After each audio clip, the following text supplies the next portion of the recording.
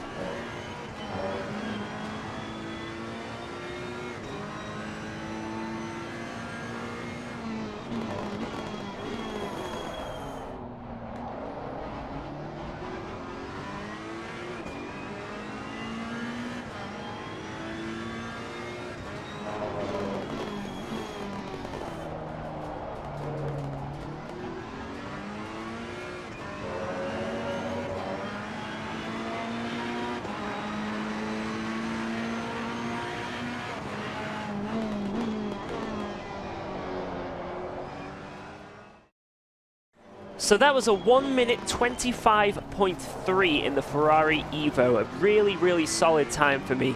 So I'm going to break it down and show you guys exactly how to achieve a good lap. So coming into Redgate here, you want to go all the way to the left. You can go over the pit exit. You can really abuse the track limits. And then you want to be braking just after the green on the track, the painted green. And then slow it down. It's a little bit slower than you might think. It tightens up the corner. And then you want to push it on the exit. Next up are the Craner curves, and you want to make sure you stay tight to them, so stay all the way to the right here, and then it flicks left into a very difficult right-hander. You're going to want to brake around this first white marker on the right here, and then this corner is all about just maintaining your speed and not running wide onto the grass. We then have quite a long run up to the next corner, which is one of the most difficult on the track. This is McLean's, and you want to be braking around this first white marker again, or just after it. And the goal here is to keep it super tight because of the camber of the corner. So keep it as tight as you can. And again, do not run wide.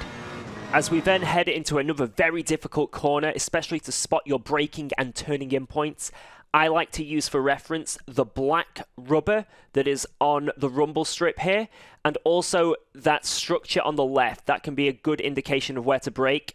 And then turning in, you want to make sure you keep it as tight as you can. And if you get a good line, you can just floor it on the exit and run it as wide as you can. Keep up as much speed as possible.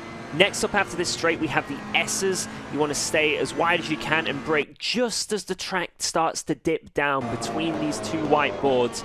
Flick it in, make sure you do not get a track warning. It's very tight there, so watch out. And to end the lap here, we have two very difficult hairpins. The first one, you want to brake just after this white board, and halfway through the braking zone, start moving over and be as tight as you can, because it's got a very odd shape to it, so keeping it tight initially will give you a better exit.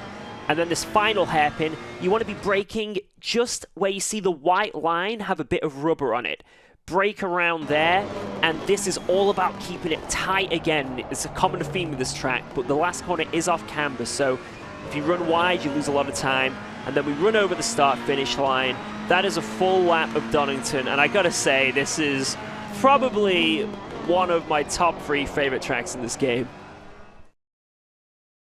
So just before I end the video here, I thought I'd give you guys a few more quick tips around this track. So one major one is on corner exits. You're going to see a lot of green AstroTurf, and you can run it, but be very careful, because if you have a little bit too much power or a little bit of a weird angle with the car, it's just going to spin you around. The curbs are very slippy here, as well as the actual tarmac itself. I feel like the tracks on this GT DLC, I don't know if it's just tarmac or what, but it's a lot slippier than what you might be used to on other tracks. Another vital tip if you're going to be doing some longer races around here is watch out when going wide, you know, onto the grass or onto some of the bumps, because this track loves to give you a slow puncture. One final tip here is with overtaking into these final hairpins, really watch out with your brakes, because if you go offline on this track, if you go off the rubber, the grip levels plummet. So you've got to be very, very confident when going for an overtake here. Otherwise, your brakes are going to lock up, and obviously you're going to cause a horrendous crash like I nearly did quite a few times.